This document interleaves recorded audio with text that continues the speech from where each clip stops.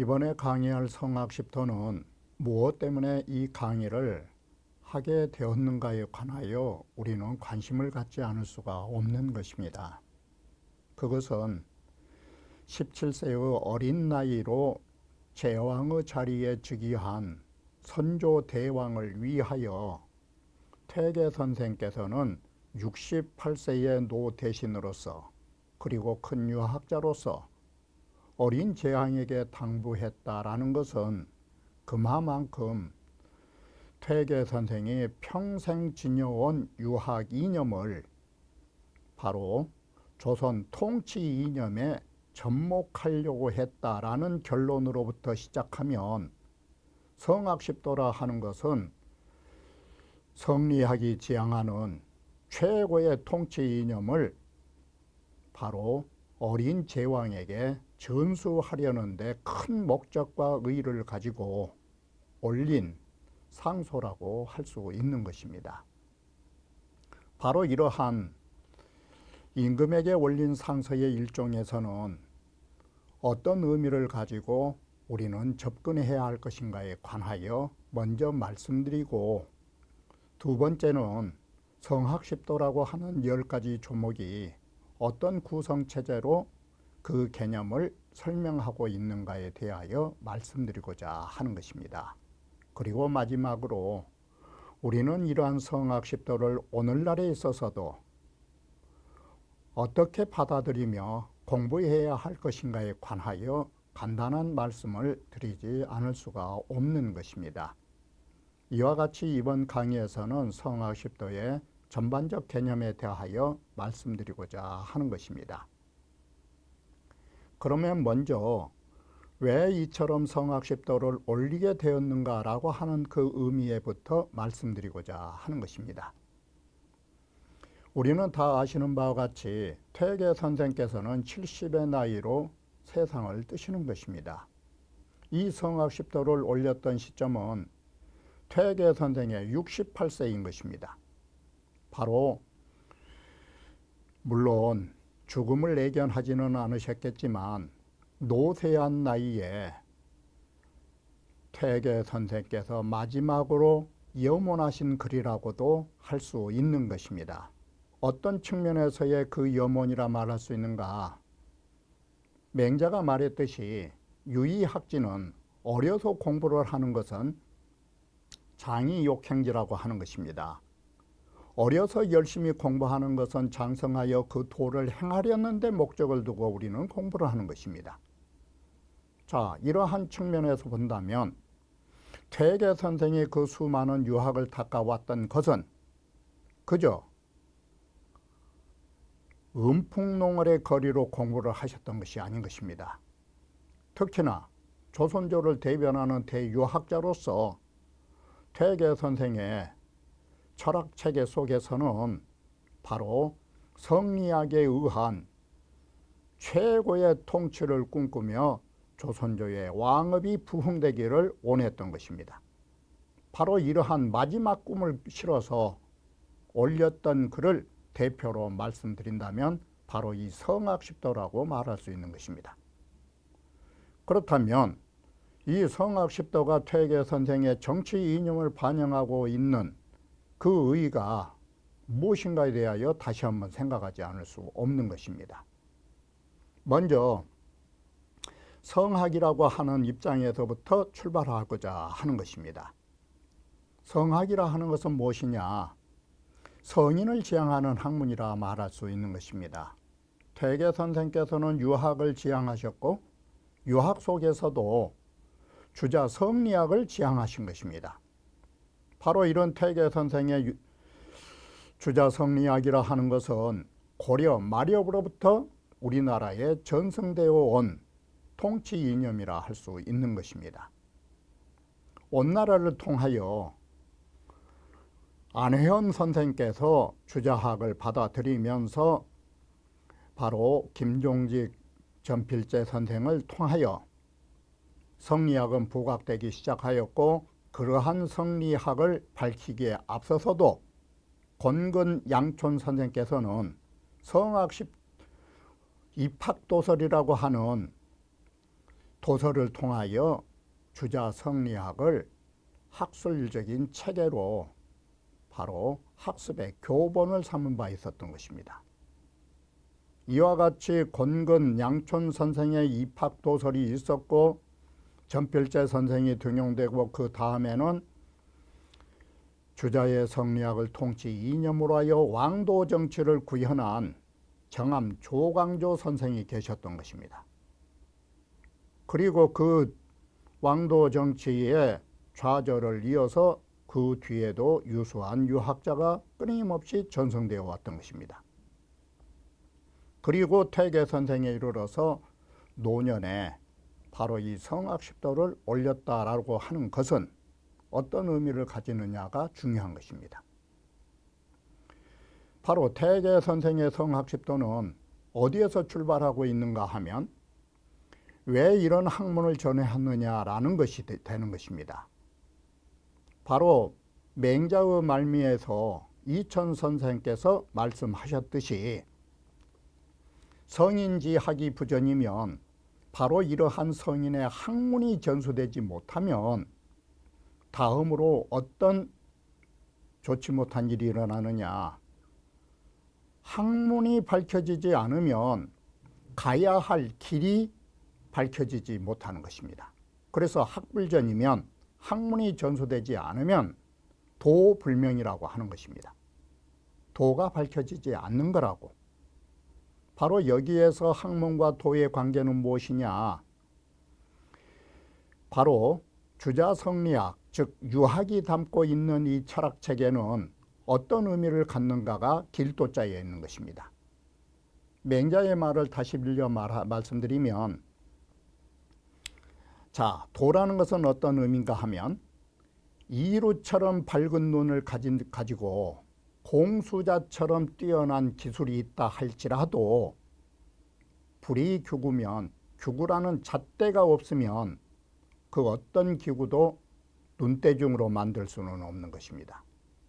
그러하듯이 뛰어난 기술자에게 잣대가 필요하듯이 총명하고 훌륭한 제왕에게는 무엇이 잣대가 되느냐. 바로 성인의 학문인 요순의 도가 되고 요순의 학문을 정리한 주자 성리학이 바로 기술자의 잣대와 같은 역할을 해주는 것입니다. 이것이 바로 도라고 말하는 것입니다. 그러므로 이러한 학문을 닦지 못하면 정치할 수 있는 길이 밝혀지지 못한다라는 것은 정치할 수 있는 길을 모른다 뜻이 되는 것입니다. 도가 없이 정치를 한다라는 것은 무엇과 같으냐. 공수자라고 하는 기술자가 잣대 없이 눈대중으로 만들었다가 망쳐버리는 일을 가져온 것입니다. 그것이 학불전이면 학문이 전승되지 못하면 도가 밝혀지지 못한다라고 하는 것입니다. 바로 이것이 중요한 점인 것입니다.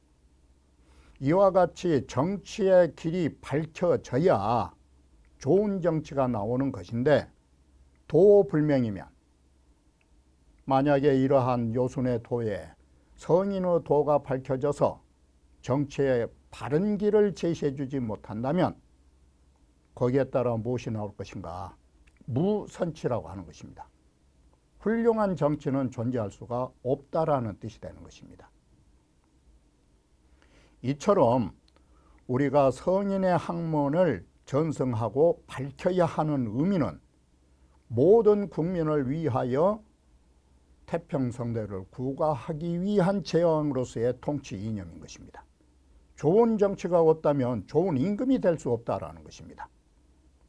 이런 의미에서 성학십도라 하는 것은 선조 대왕에게 당신이 가야 할 정치의 길은 무엇이고 조선조의 통치는 어떻게 이룩돼야 되고 그리고 역사의 선조 당신이란 사람은 어떤 제왕으로 각인될 것인가를 바로 성학십도에서 제시하고 있다라고 말할 수 있는 것입니다. 이것이 성학십도를 올린 퇴계 선생의 바로 염원이자 이상이자 그 철학을 선조 대왕에게 전승한 거라고 말할 수 있는 것입니다. 이런 입장에서 다시 정리하면 퇴계 선생의 이런 일평생의 노대유의 노유학자의 그 철학은 성악십도를 위하여 전승되고, 바로 이 전승은 선조대왕에게 전승되고, 선조대왕은 이러한 것을 통해서 정치의 길을 밝게 알았어야 하고, 그러한 도에 의하여 정치를 했어야 하고, 그리고 어떤 임금이 되어야 할 것인가를 명확하게 인지하고 실천했더라면 정말 선조대왕은 오늘날 어떤 역사의 평가를 받았을까? 그 결과에 대해서는 논하고 싶지 않지만 퇴계 선생이 선조에게 바라는 염원이, 유학의 최고의 통치 이념을 바라는 그 사상이 바로 성악십도에 담겨 있다라고, 그 의미의 중요성에 대하여 우리는 다시 한번 생각하지 않을 수 없는 것입니다.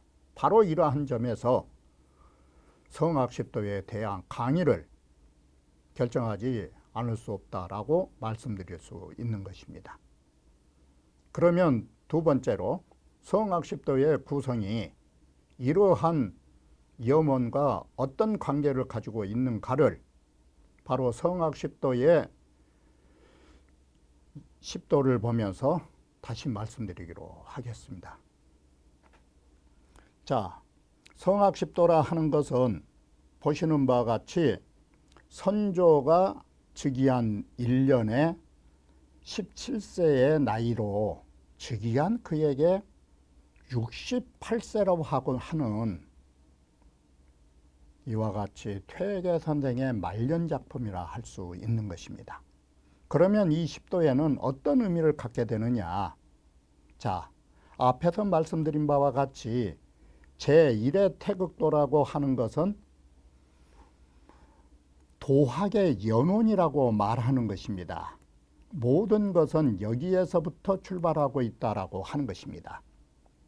그러면 도학의 연원과 정치와 무슨 관계가 있느냐라고 말할 수 있는 것입니다. 그것은 간단하게 말씀드릴 수 있는 것입니다.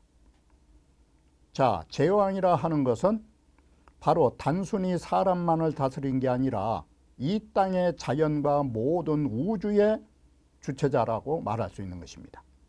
태극도라고 하는 것은 우주가 생성하고 우주가 조화하고, 그리고 인간은 그 속에서 어떻게 태어나고 어떤 존재인가, 그리고 인간은 어떻게 살아가야 할 것인가, 이러한 총괄적인 것을 제시해 준 것이 태극도라 할 수 있는 것입니다.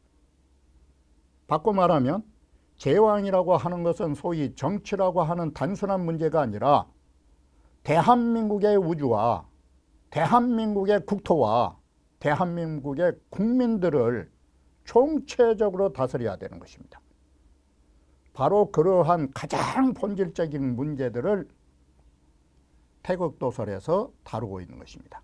그러므로 태극도설은 바로 우주의 기원과 인류의 기원, 그리고 인간이 가야 할 지표를 제시한 글이기 때문에 이걸 도학의 연원이라 말하는 것입니다. 그러면 제2의 서명도는 뭐냐? 바로 이러한 인간으로 태어나서 이 우주 만물을 하나로 볼 수 있는, 그야말로 사랑이 막히지 않는 이 세상 모든 존재와 이 세상 끝까지를 하나의 사랑의 대상으로 포괄해야 한다라는 온대한 이 이상을 서명도에서 말하고 있는 것입니다. 바로 태극도가 연원이라면 서명도라고 하는 것은 바로 이러한 사상을 통하여 구현하는 최고의 정치를 말하는 것입니다. 그렇기 때문에 서명의 주체는 뭐냐? 바로 우주라고 하는 것이 인간의 본원이라 하듯이, 그러므로 정치는 어떻게 돼야 되느냐? 자식이 부모 섬기듯이 바로 천도라고 하는 하늘의 진리를 그처럼 섬겨야 한다라는 그 이상으로 서명이 출발하고 있는 것입니다.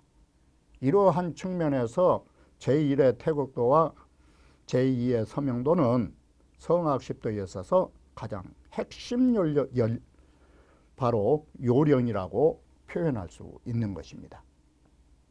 바로 우리는 이러한 것들을 구현하기 위하여 학문으로는 두 가지를 제시한 것입니다. 크게 잡아서. 그래서 제3의 소학도라 하는 것은 7살로부터 15세까지의 모든 인류들이 이 세상을 살아가면서 알아야 할 가장 기본적인 인간으로서의 생활할 수 있는 가장 기본적인 지식을 갖추는 것이 소학이라 할 수 있는 것입니다. 그리고 제4의 대학이라 하는 것은 어떤 것이냐? 이것은 내 자신을 완성하고 남을 통치하는 것입니다. 바로 이것이 대학이라고 말하는 것입니다. 다시 말하면 모든 종교에서도 생각하는 바와 같이 상구보리 하하중생이라 하듯이 자신의 깨달음을 통해서 모든 중생들을 구제해야 하듯이 대학이라고 하는 것이 자신의 명덕을 밝혀서 백성을 새롭게 하는 데 있는 것입니다. 바로 이것이 통치자로서의 공부를 제시해주고 있는 것입니다. 이처럼 성인의 학문은 크게 나누면 이 두 가지라고 말씀드릴 수가 있는 것입니다. 그리고 뒤이어서 제5의 백록동규라고 하는 것은 어떤 의미를 갖느냐? 주자의 학규라고 말할 수 있는 것입니다. 백록동이라고 하는 이 학교에서 가르쳐야 할 규칙인 것입니다. 오늘날로 말씀드리면 이것은 일종의 뭐라 말할 수 있느냐? 학교의 교시라고 말할 수 있는 것입니다. 일종의 이것은 학교의 교칙이 되는 것입니다. 이렇게 해서 소학과 대학을 배우는 학교에서는 그 무엇을 가지고 공부를 해야 할 것인가를 말해주는 것입니다. 바로 이런 도표를 퇴계 선생께서 지으신 것입니다. 그런데 제6, 제7, 제8의 공통점이 하나 있는 것입니다. 바로 이 6, 7, 8은 무엇으로 다 중심이 되어 있느냐? 바로 마음과 관련되어 있다는 것입니다. 이와 같이 10개의 도표 가운데에 심성에 중점을 둔 이유가 무엇일까? 바로 이 점에 우리는 주목하지 않을 수가 없는 것입니다. 모든 정치는 어디로부터 나오느냐? 통치자의 마음으로부터 나온 것입니다. 통치자의 마음이 바르느냐 바르지 못하느냐에 따라서 바른 마음을 가지면 바른 정치가 나올 것이고 바르지 못한 마음을 가지면 바르지 못한 정치를 할 수밖에 없는 것입니다. 더 쉽게 말씀드리면 그 사람의 말은 그 사람의 마음을 표현해 주고 있는 것입니다. 그리고 그 사람의 행동은 그 사람의 마음이 나타난 것인 것입니다. 이처럼 일개인의 언행으로 보더라도 마음이란 내면의 주체이고 언행이란 외면에 나타난 현상에 지나지 않는 것입니다. 바로 이것이 더 확대되면 정치로 이어지는 것입니다. 그러므로 일신의 근본과 모든 정치의 근본은 어디에 있다 할 것인가? 그것은 한마디로 마음에 있다라고 말할 수 있는 것입니다. 그렇기 때문에 선조 대왕이 좋은 정치를 하려면 어디서부터 출발하느냐? 선조 대왕의 마음부터 바르게 해야 되는 것입니다.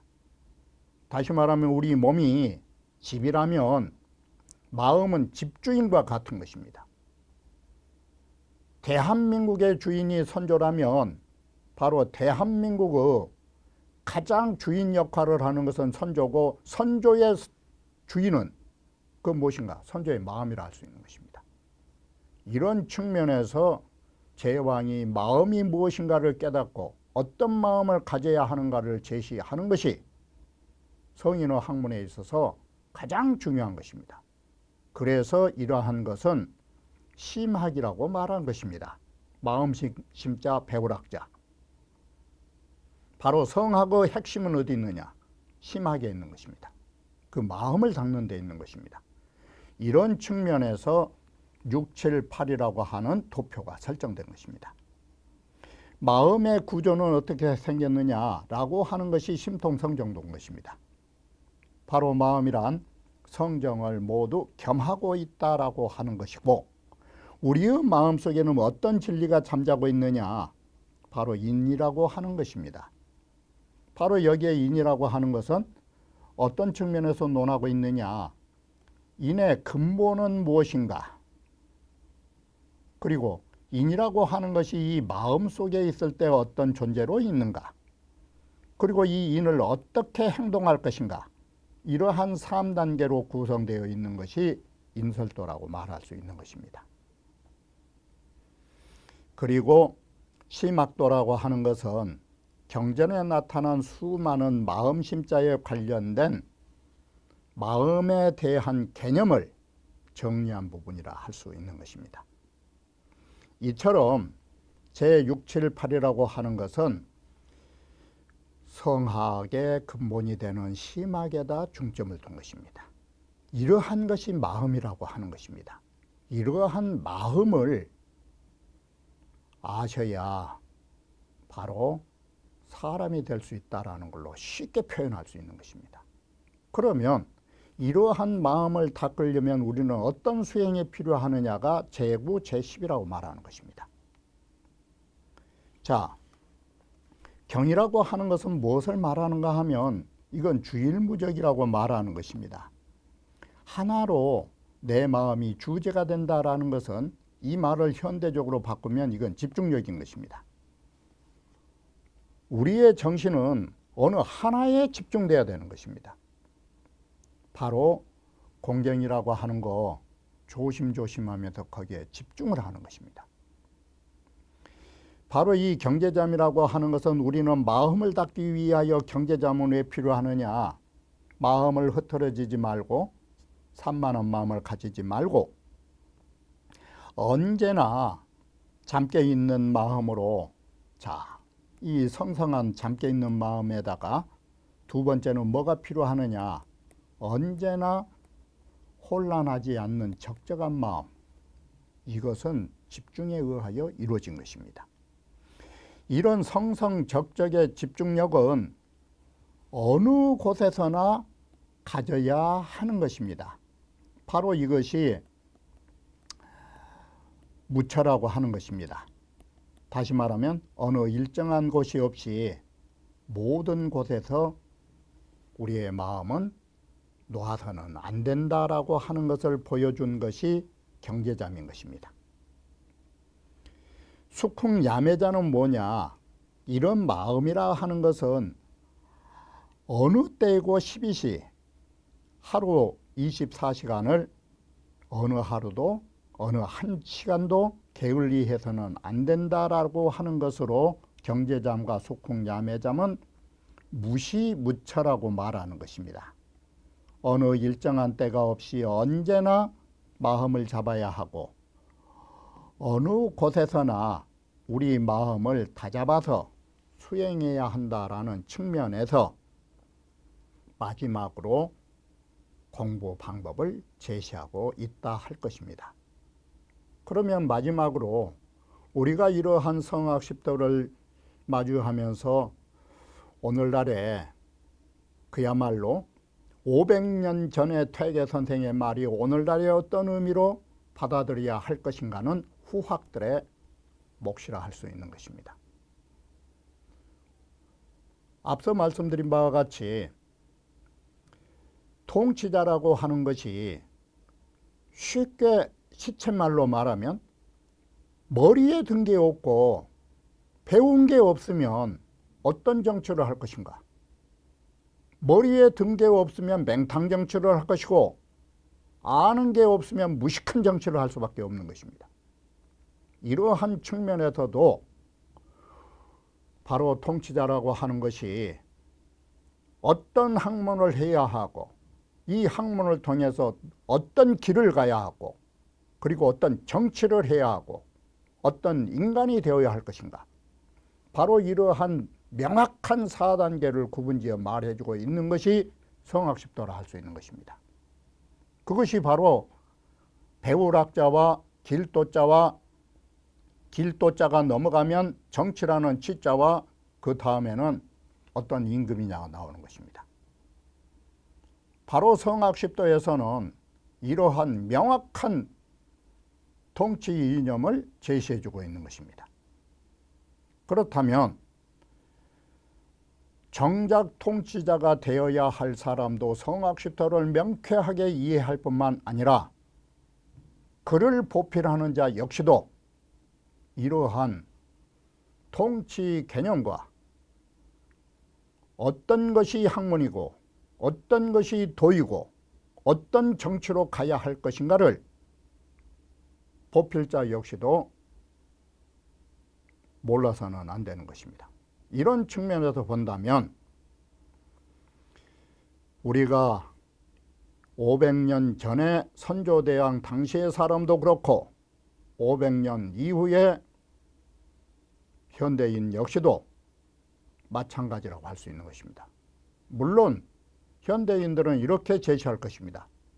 오늘날 500년이 흘른 오늘날 주자학이 무슨 필요가 있느냐고. 그건 당연한 말씀인 것입니다.